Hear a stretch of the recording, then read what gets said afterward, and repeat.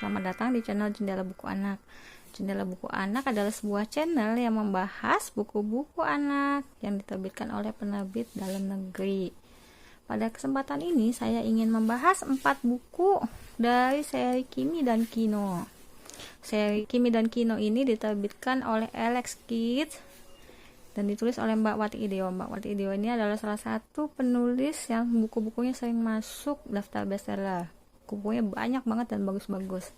Buku ini kertasnya workbook, jadi cocok untuk balita yang memang kadang-kadang masih suka nyobakin buku, atau yang masih punya adik bayi yang suka nyot-nyot buku. Nah, karena ini workbook, jadi ini harganya agak cukup lumayan ya, 55.000 untuk satu buku seperti ini.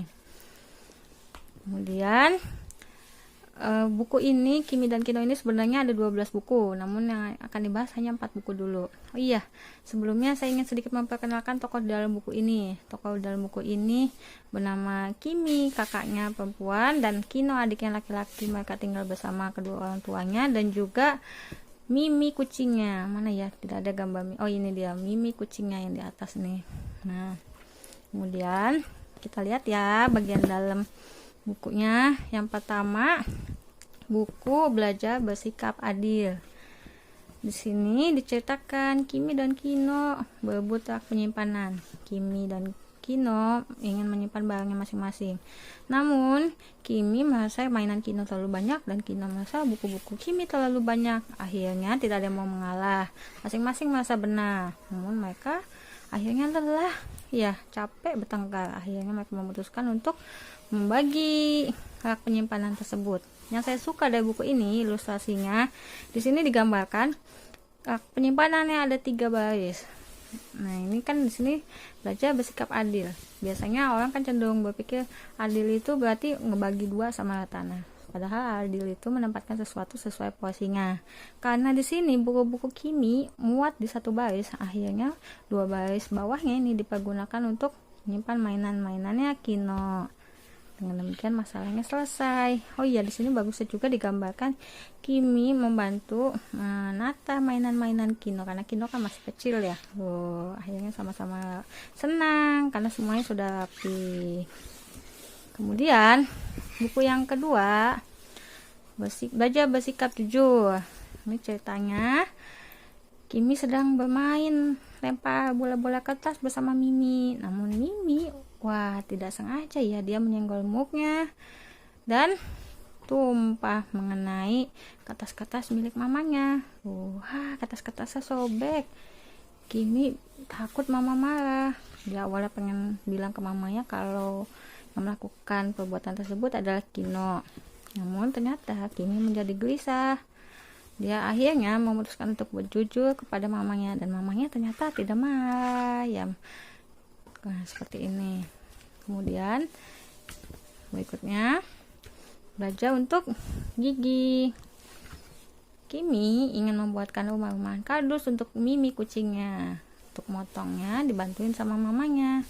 Kimi bagian menempel selotipnya. Kimi pikir menempelkan selotip itu mudah, namun ternyata Kimi kesulitan.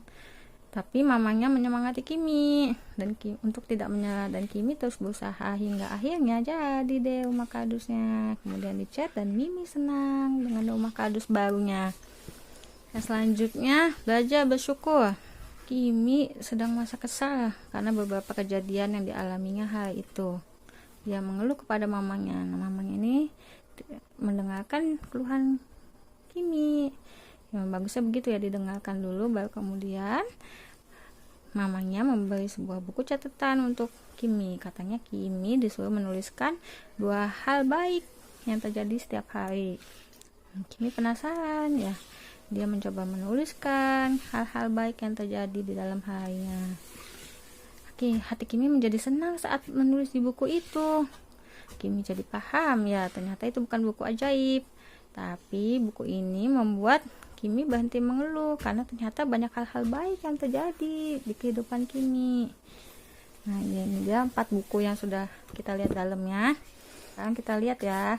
Di sini tulisannya pengayaan kepribadian anak usia 3 sampai 5 tahun. Menurut saya ini memang betul cocok sekali untuk usia 3 sampai 5 tahun. karena kalimatnya simpel-simpel dan kisahnya juga terjadi di kehidupan sehari-hari anak kita ya. Terus kisahnya juga sederhana-sederhana dan ilustrasinya lucu ya, seperti ini.